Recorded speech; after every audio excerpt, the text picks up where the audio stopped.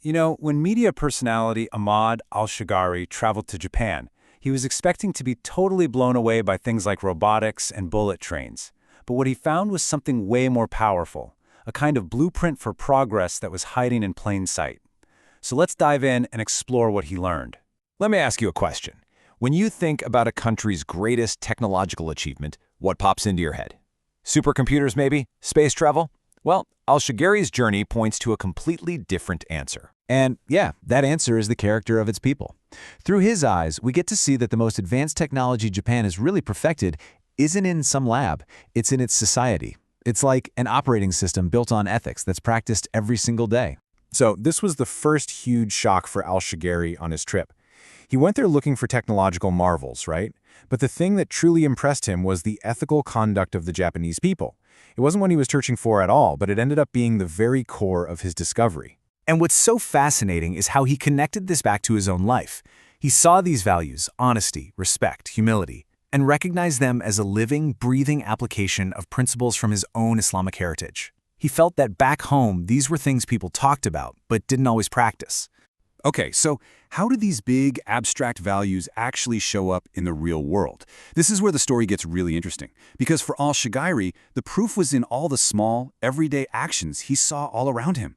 The first, and maybe the most striking value, was this deep, unwavering sense of honesty. And this wasn't just some nice slogan. It was a fundamental part of public and professional life. So to really put this to the test, al-Shagari did a little experiment.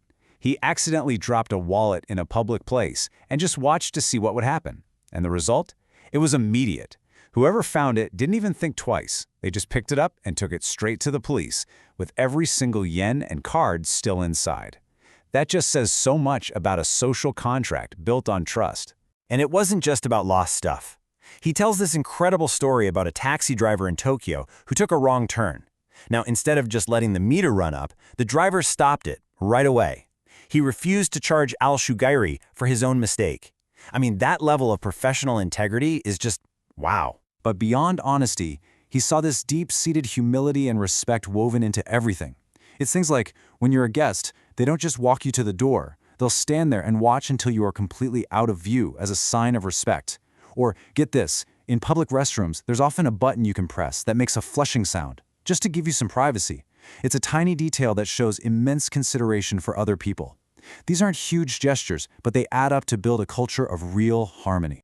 Now, seeing all these actions is one thing, but the big question is, why? Why does this happen so consistently? Well, that brings us to the philosophy that's driving it all, the secret behind the practice. The secret is a concept called Kaizen. You might have heard of it. It's basically a philosophy of continuous improvement. The whole idea is to make small, consistent changes in everything you do, whether it's personal or professional, to perfect the process and get rid of any waste, or what they call muda. And here's where the light bulb really went on for al-Shagari.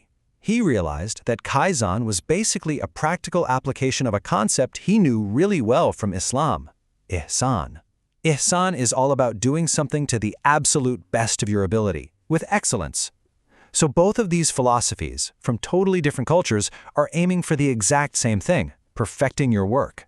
It showed him these aren't just Japanese values, they're human values. So this huge realization led him to what he started calling Japan's magic mix, this amazing ability to fuse cutting-edge, super modern life with deeply rooted ancient traditions. Think about it. You've got some of the world's fastest trains and most advanced robots existing right alongside these profound cultural norms of humility and group harmony.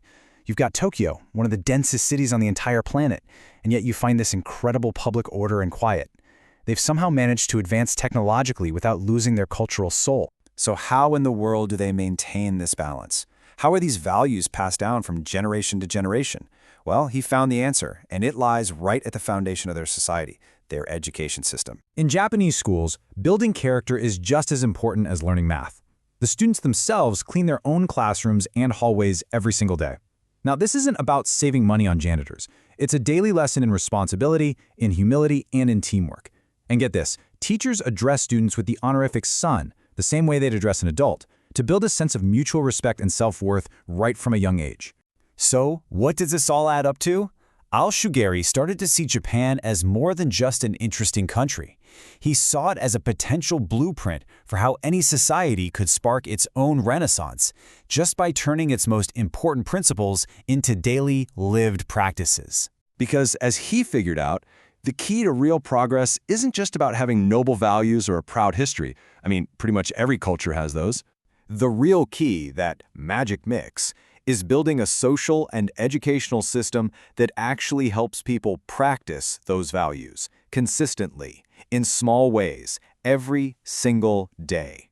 That is the engine of true progress. And that kind of leaves us with a final thought, a question for all of us, really. Japan managed to turn big ideas like respect and continuous improvement into daily habits, from cleaning a classroom to stopping a taxi meter. So the question is, what is one core principle that you believe in that you could turn into a small, consistent daily practice?